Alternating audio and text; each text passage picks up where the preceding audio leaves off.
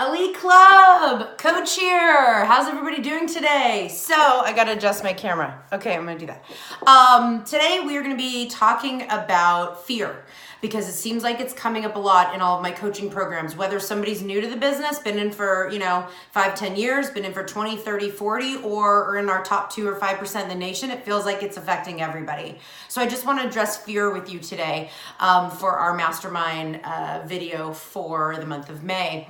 For those of you who haven't seen yet, Lisa Crown, Get Real with Lisa Crown podcast is now on Podbean, Spotify, and iTunes. It's where I'm just dumping my brain. It's where I'm giving thoughts and ideas and things are coming up for me. And there's a video that, a podcast that I did called Fudge Fear, right? Because I really want to say the word, but I can't, but you know what I mean by that. So check that out. Because I definitely give a little bit of a feel and a flavor on fear there. And I just wanted to give something direct to my elite clubbers because I want to tell you guys something. You have an edge on your competition. More than any rep in the entire nation, you have an edge. You went through a coaching program where there was blood, sweat, tears. You learned different systems, you learn different products, you learn mindset work, you do organizational work. You got loaded with the tools. So the reality is, what's in your way now? And what I've done is I've analyzed people and I've analyzed asking questions and I've asked a billion questions to everybody that I've coached, and I realize it's still fear-based. There's still fear that exists. So if you had fear once this big and it's down to this, I'm still talking to you. Fear always seems to be rearing its head. It always seems to come present, whether if you're going to be calling a big mega target, you're going to talk to a broker owner, you got to face a lost client, the operation or you drop the ball, and we have to confront. Fear keeps popping up. Fear pops up personally. It's not just in business. Some things personally might pop up in fear. You feel like you're going to let somebody down, you didn't reach your goals, all that stuff. So to me, I have to tell you, fear, in my opinion, is a bully. It's a bully.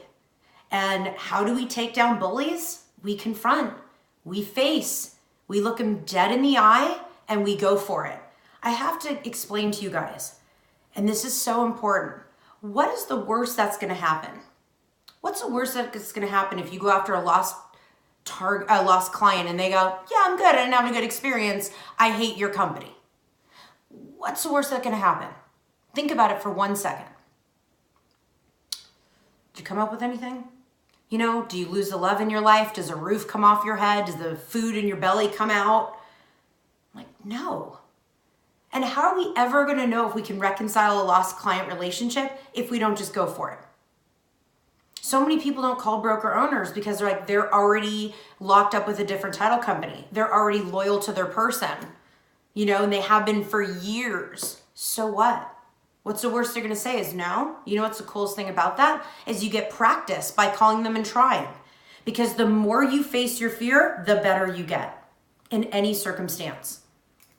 I have fears. I have fears as a coach. I had fears when I started this job 4.5 years ago. What if the coaching program didn't take off? What if it wasn't what the company was looking for? What if y'all didn't grow? There were so many risks and there were so many fears.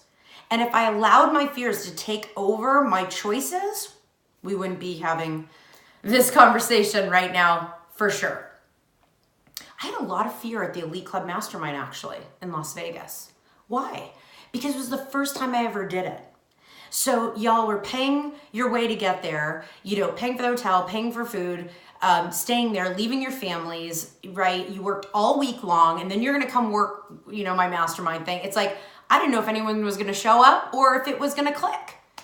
And if I allowed my fear to take over, that event would have been canceled by a mile. And for those of you who were there that are watching this, you saw Coach get extremely emotional on that first mastermind day.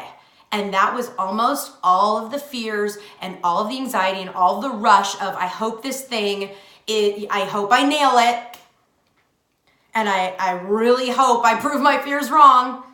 All of that just came out to you guys right in that moment.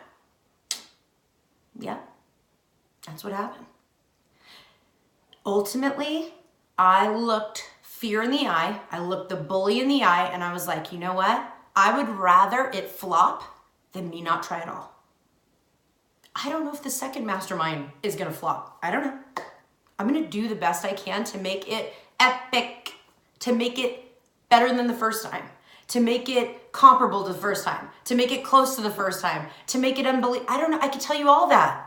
That's my goal. That's my dream, but it's going to do what it's going to do. But if I let my fear take over, I'll never get anything done and accomplished. Face your fear. Why not? On the other side of the fear, like once you get past that bully, you're winning just because you made that choice, regardless of the outcome. Think about it. What happens when you stand up to a bully? They back down, they go away. It's insecurity coming out. It's crazy. Fear, it doesn't get to win. Hell no. And you're the only one who could stop it. So your takeaway out of this video, my hope is that you think about in your life right now, what are you fearful of, truthfully? Because sometimes saying it out loud or writing it on paper, be like, wow, that really does, I really do feel fear over that. And I'm going to face it.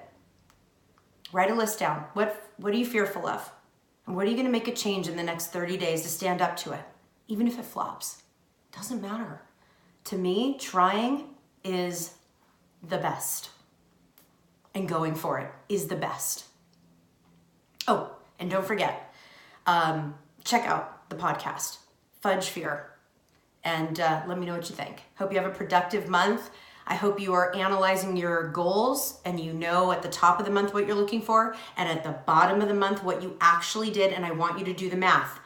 So if you had, your goal was, 70 orders and you brought in 60, I want you to see that in next month, we have to crank it up 10 or 20% in effort because you missed it by that much.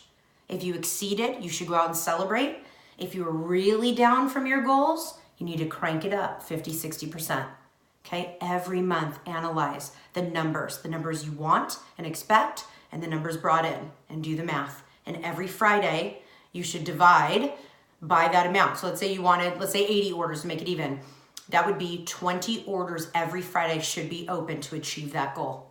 So check in with yourself every Friday. All right, have yourself a productive rest of the day and month, and go get them.